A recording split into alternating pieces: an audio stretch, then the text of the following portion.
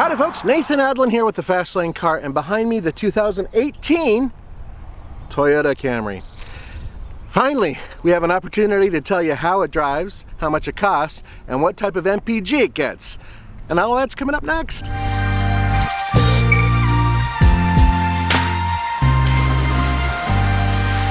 Now this is the 3.5 liter V6. It's capable of getting 22 miles per gallon city, 33 miles per gallon highway, and 26 miles per gallon combined. It's hooked up to an 8-speed automatic transmission, but the important numbers, at least for me, it puts out 301 horsepower and 267 pound-feet of torque. And let me tell you something, this thing has got balls.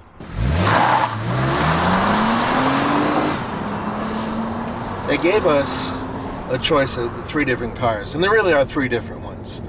The hybrid, the V6, and the 4-cylinder. Now, what's interesting is we had the 4-cylinder, but it was with the XSE package. As such, it put out more horsepower, 206 horsepower, as opposed to 203.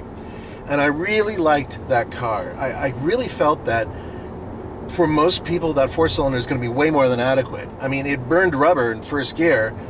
Now granted, we are down at around 300 feet above sea level, so up in Colorado it may not perform quite the same, but both the V6 and the 4-cylinder do have direct injection. They both have super high compression, and they both really like to be revved, which is really weird because this is Toyota, right?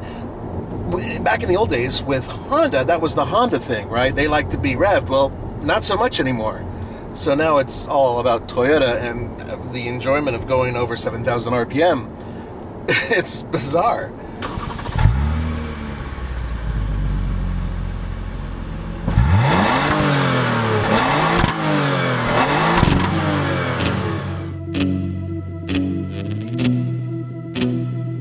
Now obviously there are a lot of changes, but it's more than just changes. This is a new car from the ground up, and that includes, of course, the exterior.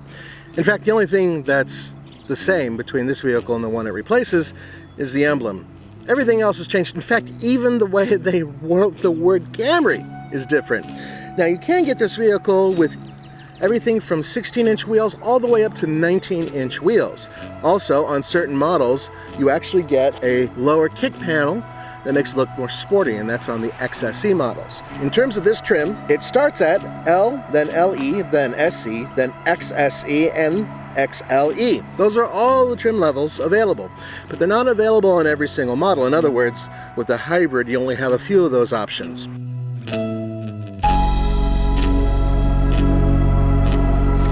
You know, the older one, last generation, I liked just fine. It was a really good power plant. But this one is a whole different thing. You know, I can't do 0 to 60s in rural country roads, which, by the way, it's beautiful here in Oregon. We're in the wine country, but check this out. Here we go. Do you hear that? It broke free, then it killed it. But now it's going, and it tugs at the steering wheel a little bit. You could definitely feel the traction control trying to make sure that you're not pulling hard to one side or the other. It's got the power. It's just only going to let you put down so much. The interior is possibly one of the best Camry interiors I've ever seen.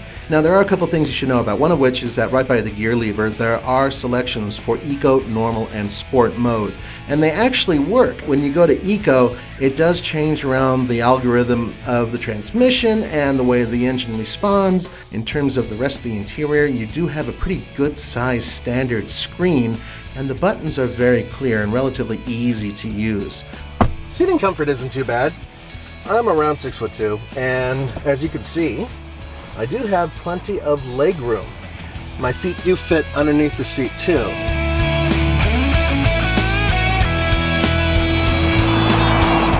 Now, a lot of people say that this is the best view of the new Camry, and I would agree if it were the XSE model, because that has quad exhaust for both the 4-cylinder and the 6-cylinder. There is something really cool. First of all, guys, you have to reach all the way over here past the Y in order to pop the trunk. That's where the trigger is.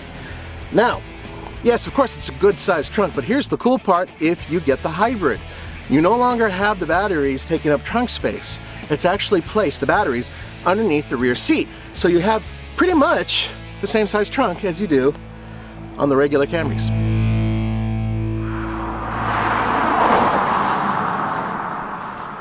Now, overall balance I've noticed has been pretty good. I think that the 4-cylinder might be just a little less nose heavy, and that makes sense, of course. So obviously the Honda Accord is a major competitor with this car. They've been going at it for years, and that's good because, well, there's nothing like competition to really turn the screws into the car company to force them to advance. The Honda Accord, usually in my book, is the better driver. Now I really want to put the V6 against the Honda Accord V6 and see which one's better. Not everything is perfect. I mean, look, we are journalists and we have to talk about the negatives, and there are a few. First of all, I'm not a big fan of the front end styling, especially with the several slats they have on the highest end version. It just looks too busy. Also, there is an issue with the steering. Look, a lot of you guys aren't going to buy this vehicle to go around corners and carve, but for those of you who are interested in doing that, the feel is a little overboosted, and you don't really feel what's going on the road. When you have the XSC package, either with the 4-cylinder or the V6, you do get paddle shifters. Otherwise, manual mode is controlled through the actual stick here.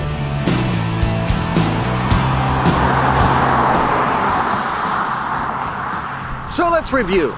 Longer, lower, wider, better gas mileage, more horsepower. It's not bad. Here's the cool part. They've actually managed to keep the value with the Camry. So starting at $23,495, you can get the base model L, and that goes all the way up to $34,950 for the XSE.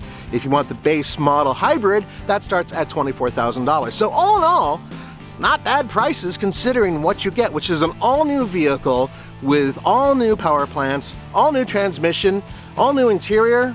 Yeah, I think the reoccurring theme here is all new. Don't forget to go to tflcar.com for news, views, real-world reviews, and more press events.